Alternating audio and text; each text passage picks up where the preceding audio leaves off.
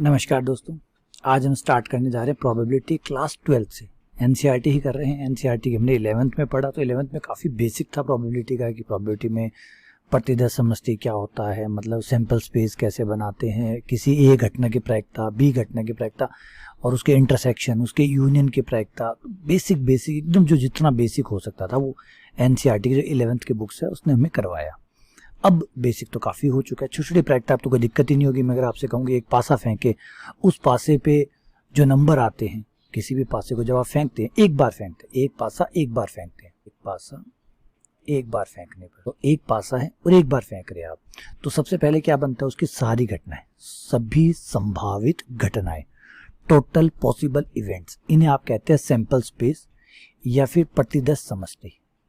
तो एक पासे को एक बार फेंका, थोड़ा सा रिकॉल करवा रहा हूँ, थोड़ा सा रिकॉल करवाना जरूरी है कि आपने वहाँ से जो पढ़ा है वो आपको याद है या नहीं है। तो 1 2 3 4 5 और 6, तो ये होगी प्रतिदर्श समष्टि। क्या कहते हैं उसको? सैंपल स्पेस या प्रतिदर्श सैंपल स्पेस। अब यहाँ से हमारा आगे का हिस्सा चलता है। इसमें टोटल 6 घटनाएं हैं, कुल 6, तो कुल घटनाएं, टोटल इवेंट्स ये कहलाएंगे, टोटल नंबर ऑफ इवेंट्स। जितनी प्रतिदर्श समष्टि में जितने अवयव होते हैं वो कुल घटनाएं कहलाती होगी। ठीक है, ठीक है। उसके बाद में मान लीजिए खेलने वाले कुछ बंदे हैं, ए है, ए जो है वो चाहता है कि उसके पासे में 2 या 4 आ जाए, तो बहुत बढ़िया, वो 2 4 मांग रहा है, पासा फेंक रहा है, वो चाहता है 2 4 आ जाए, मजा आ जाए। ऐसे ही एक दूसरा है बी, वो भी खेल रहा है, वो कहता है भाई मेरे तो 1 और 4 आ जाए तो मजा हो। एक तीसरा बंदा और है सी, जो वहाँ खेल रहा है, वो चाहता है कि भाई ए 2 4 मांग रहा है, बी के 1 4 है, मेरे तो 2 और 6 आए तो फायदा हो। तो ये इन्होंने घटनाएं मांगी।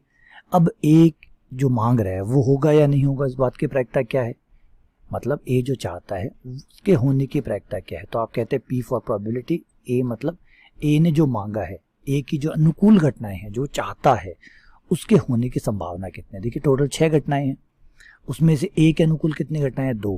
तो हम क्या करते हैं, अनुकूल घटनाएं बटा कुल घटनाएं करते हैं। अनुकूल मतलब जो हमारे पक्ष में है, जो हम चाहते हैं, तो 2 और 4 2 घटनाएं चाहते हैं, टोटल 6 घटनाएं हैं, तो ए की प्रायिकता क्या हुई? 2/6, यानी 1/, ये होगी ए की प्रायिकता।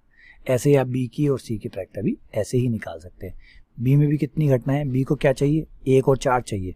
हम इस बात से फर्क नहीं पड़ता कि 1 4 या 2 5 क्या मांग रहे हैं, हम काउंटिंग करते अनुकूल घटनाओं की संख्या मतलब वो है कितनी।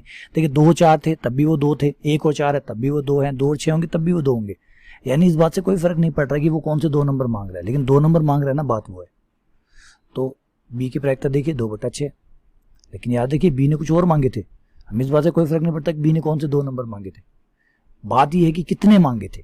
हमारा क्वेश्चन है कितने मांगे थे, क्योंकि हमारा फॉर्मूला कितने पे चलता है। ऐसे ही आप सी पे आ जाइए, सी की प्रायिकता भी वही 1/3 हो जाएगी।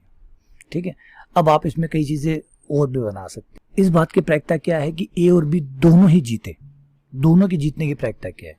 ए तथा बी, जिसे आप ए इंटरसेक्शन बी कहते हैं। इसे ए तथा बी बोल सकते हैं, ए और बी बोल सकते हैं। मतलब अब आपको ए को भी जितवाना है, बी को भी जितवाना है, तो इस बात की प्रायिकता पूछिए। ए इंटरसेक्शन बी मतलब ए की भी इच्छाएं पूरी होनी चाहिए, बी की इच्छाएं भी पूरी होनी चाहिए, मतलब ए और बी दोनों जीते।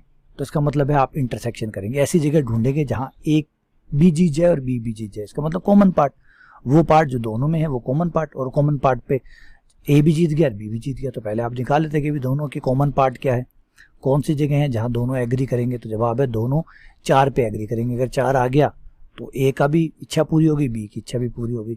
तो ए की और बी की दोनों की इच्छा पूरी होने की प्रायिकता क्या हुई? कितनी संख्याएं ऐसी है जहां पे दोनों एग्री हैं, वो है ए घटना। टोटल कितनी? 6। तो पी ए इंटरसेक्शन बी कितना हो गया? 6। अच्छा, इसी में एक घटना और आती है जिसे हम कहते हैं ए या बी, मतलब ए जीते या बी जीते या दोनों जीते, लेकिन दोनों में से कोई ना कोई जीते।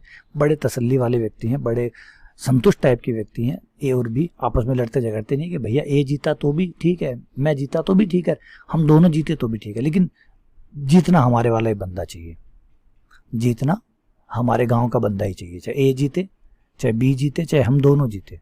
तो इसको मतलब होता है ए यूनियन बी। इसमें आप ए वाली घटनाएं और बी वाली घटनाएं दोनों को मिक्स कर लेते हैं।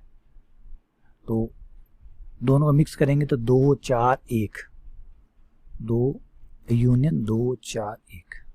अब आप इसमें देख सकते हैं इसमें ए की घटनाएं भी है, बी की घटनाएं भी है, मिक्स हो गई, मिला लिया हमने कि भाई अगर 2 आ रहा है तो देखिए ए जीत रहा है, 1 आ रहा है तो देखिए बी जीत रहा है, 4 आ रहा है तो ए और बी दोनों जीत रहे हैं, लेकिन जीत रहा है, कोई भी जीत रहा है। तो उसे कहते हैं कम से कम ए या बी में से कोई ना कोई जीते, कम से कम कोई एक, कम से कम कोई एक, एटलीस्ट वन, कोई एक घटना घटित हो रही है, घटना घटित हो रही है। इसमें दोनों घटना एक साथ घटित हो रही है, दोनों ए भी हो रही है बी भी हो रही है। तो ए यूनियन बी की प्रायिकता क्या हुई, बराबर 3/6। 3 घटनाएं हैं, 3/6 यानी 1/2, ये हो गया आपके।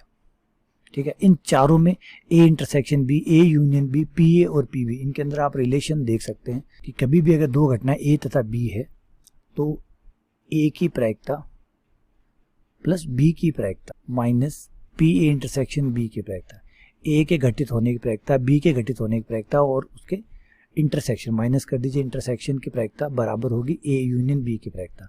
चाहो तो आप इंटरसेक्शन को उस तरफ भी रख सकते हैं। इन चारों प्रायिकताओं में ये रिलेशन होता है, ये प्रभावी रहता है। ये हमने लास्ट जो एनसीईआरटी की 11th क्लास की पढ़ी है उसमें ये चीज़ें बनाई है, तो मैंने थोड़ा सा आपको याद दिलाया। एक प्रायिकता और हमने पढ़ी थी ए के नहीं होने की प्रायिकता, ए नहीं।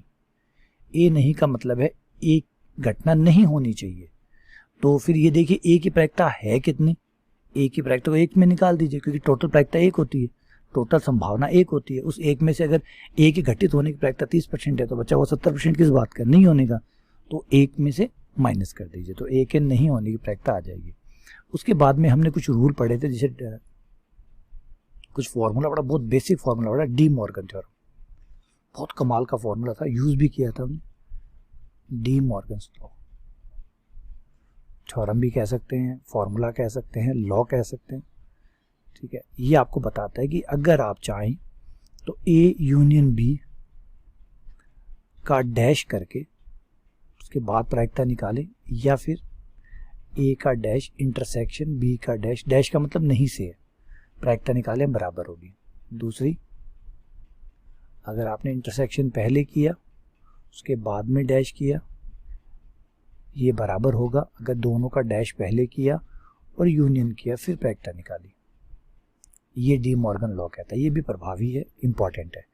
तो ये तो वो था, थोड़ा सा रिकैप आपको मैंने करवा दिया कि ये चीज़ हमने पढ़ के आए हैं।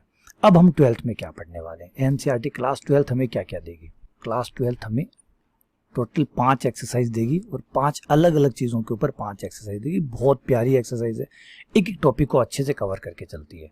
सबसे पहला हम पढ़ेंगे कंडीशनल प्रोबेबिलिटी, जिसे कहते हैं सह प्रतिबंध प्रायिकता। सह प्रतिबंध प्रायिकता, सह प्रतिबंध प्रायिकता, एक आप ये पढ़ेंगे। उसके बाद में आप पढ़ेंगे स्वतंत्र घटनाएं, उन पर आधारित समस्याएं, स्वतंत्र घटनाएं। फिर आप पढ़ेंगे बेज थ्योरम, कमाल की थ्योरम, मजा आ जाएगा पढ़ के। इनवर्स प्रोबेबिलिटी भी कहते हैं इसको, व्युत्क्रम प्रायिकता भी कहते हैं। बेज थ्योरम, बेज प्रमेय, बहुत पुरानी प्रमेय है, बहुत कारगर प्रमेय, बेज प्रमेय। उसके बाद में रैंडम वेरिएबल, यादृच्छिक चर, रैंडम वेरिएबल, और लास्ट 5वीं एक्सरसाइज में बर्नौली परीक्षण, बर्नौली टेस्ट, बंटन। इन सब के नाम मैं आपको इंग्लिश में भी समझा देता हूँ। कंडीशनल प्रोबेबिलिटी, तो पहला है कंडीशनल प्रोबेबिलिटी, इंडिपेंडेंट इवेंट, बाइस theorem, random variable and distribution, random variable and distribution और बर्नौली टेस्ट। ये एक एक करके एक एक एक्सरसाइज है।